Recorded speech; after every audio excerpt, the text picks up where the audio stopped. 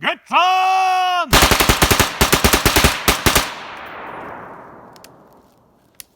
That's right, man. We got the BOF rifle going finally. Okay, so for those of you who've been waiting for this for so long, here's a quick rundown. The BOF rifle, we call it the base of fire rifle. You know what, we might do that again.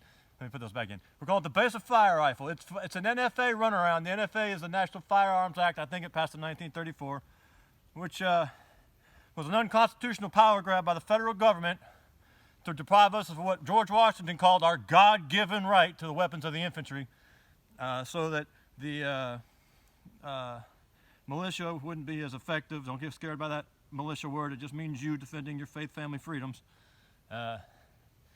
And so, if you watch the channel, all you know, our big thing here is the militia, men taking back that responsibility and that power. And I'm no expert at it, but I've been trying to think about, what it would take for men to reawake to those responsibilities, and then once they did reawake, how they could then begin to reassert themselves. And so the BOF rifle, the base of fire rifle, was an attempt for me to try to come up with a way to bring some infantry-style firepower back to the militia in an NFA world, National Firearms Act world. So what we got here, the heart of the system, there's a few things that make this, I think, an interesting weapon. Base of fire means that a militia fire team, my background is the Marine Corps, so I think of that as being 4 warfighters, would possibly have one of these in a team, and then it would lay down, that team member would lay down a base of fire for maneuver, fire and maneuver. Locate, close with, and destroy the enemy by fire and maneuvers. Locate, close with, and destroy the enemy by fire and maneuver, or repel the enemy's assault by fire and close combat. This is an attempt at that. So the heart of the system, well, now we might shoot again here in a second. Hold on a second. The heart of the system is the Fostech Echo 2 binary trigger. It fires on the pull and the release, so that you get 2 shots per trigger pull, like this. All right, so that it's a little bit like 3-round burst is on the M16A2s I trained with in the Marine Corps. But you saw earlier, you can essentially make it almost like a full automatic. Oh man, that's a quick, well, that's 30 rounds at 40 cents a round. That's a quick $1.20. But the weapon's not really designed to be used on, full auto. Get some. Even full auto machine guns are supposed to be fired like 3 to 5 round bursts. And this, 2 trigger pulls is 4 rounds right in the middle of that 3 to 5 round burst. But so that Fostech Echo 2 trigger is sort of the heart of the system. We were donated that. We're out of bullets. We were donated that trigger by a Viking, someone who follows Viking preparedness, after they had seen a message by Pastor Fox. So we would like to thank both Matt and Joe for that Fostech Echo 2 trigger. I wish I was smart enough or knowledgeable enough to be able to do a review on that trigger. I really like it. It's got that echo mode, they call it, where it's 2 rounds per trigger pull. Then it's got a regular semi-automatic trigger pull, and then it's got safe like normal. I have read that the semi-automatic trigger pull is a little wonky. I think it's at least mil-spec, if not better. In my opinion, it's better than mil-spec, but I'm not really smart enough to make that claim. Then, in order to sort of deal with a higher volume of fire, we've got a 24-inch bull barrel. And then in order for this to be effective and controllable, we've got a really nice mag pull bipod that has both, am I tightening it? I'm sorry. Has both traverse and cant. So from one position, you could engage multiple targets with a little bit of suppressive fire.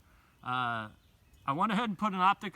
We got to thank one of our closest long-term friends, Dean Goldberry, for this bipod. He donated this to us. We were very, very humbled and grateful. And then we went ahead and put an optic on it. This is my first optic ever. I've never owned an optic before.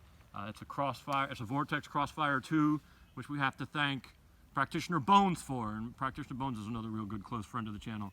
and Ponder on it. Thank you, Ponder on it. Sent us the upper and a barrel that I've still got that's going on another build. He has a channel. You should check his channel out. So between the trigger, the barrel, and the bipod, and of course the optic, we've got a platform that can operate with a suppressive fire roll, and also just by happenstance the DMR. It could be a designated marksman rifle. We've got a decent optic. This is a 2 to 7. Sorry, we haven't I haven't completely zeroed it or anything yet. We got a good solid 2 to 7 optic. No battery. I don't like batteries for the militia, but so it's not an illuminated reticle. So the base of fire, the suppressive roll, also gave it attributes that makes it a DMR, a designated marksmanship rifle. Maybe reach out a little bit and do some little bit of accurate reach out and touch someone. So this is our base of fire rifle. It's for the militia. It's also just a fun setup. You saw how quick those 30 rounds went. That was insane. We are going to be doing a lot with this rifle in the future. The only things that are left is that I do have the dust cover. I just haven't put it on yet. I've ordered a sling, and the sling went missing. We haven't figured out what happened to the sling yet, and of course we have a sling swivel. At some point, I think I'm going to replace this stock and put a cheek riser for my cheek weld. I don't know if I got this scope mount was a little too high. I've never really had a scope, but no, I'm sorry, I've never had a scope before, so I'm learning about scopes now. And I just don't know about cheek weld and eye relief and all that. So I've got to learn. I don't want to do anything crazy until I figure it all out. I got an 1.5 inch high scope mount because that's what I was told was normal, and maybe it's too high. I don't know. We're gonna play with it. We're gonna make it right. Maybe it's just a new scope mount. But I would like to take this A2 buttstock off and put it back on my A2 rifle at some point. So rather than replace the secondary A2 buttstock, I'll probably get one that's more of it's got that cheek riser on it.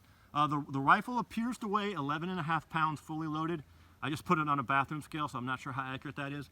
That's everything though. That's full magazine, optic, everything 11.5 pounds. Pretty good. A saw weighs, I think a saw is like 16 pounds if I remember correctly. I'm pulling that from memory, so maybe it's 12 pounds. I should have looked it up. I'll do all this in a future video. This is just showing you men who've been so patient with me on this, and some of you who have contributed to it. Y'all get a look at it real quick. The sun's coming down. We don't do anything on the channel on the Sabbath, which means I've got to try to get this thing starting to upload in the next couple of minutes. So I will not probably talk a whole lot longer, except to say, well, I'm kind of like glorying in the moment. This has been, I don't remember how long this project's been going on. It might have been 2 years that I've been trying to get this done. So we would like to thank the Patreon guys. The things that weren't completely donated, most of it, the barrel, the flash hider. I should have said the barrel is a 5.56 and wow, that's pretty hot, only 30 rounds. A 1 7 inch twist. So the barrel and all the ammo, the scope mount, those Patreon guys bought for us. We really appreciate you, man. Thank you. The handguard came from Ponder on it too. For those of you who were really following this, you might remember one of the things that slowed me down so much was my stupid heatsink barrel nut. Couldn't use it. Total waste of money. Even after I got it drilled out so that it would fit a heavy barrel, it still only fits a certain handguard, and you can't buy the handguard separate from the barrel nut, but apparently I could buy the barrel nut separate from the handguard. I don't know why, I don't know how.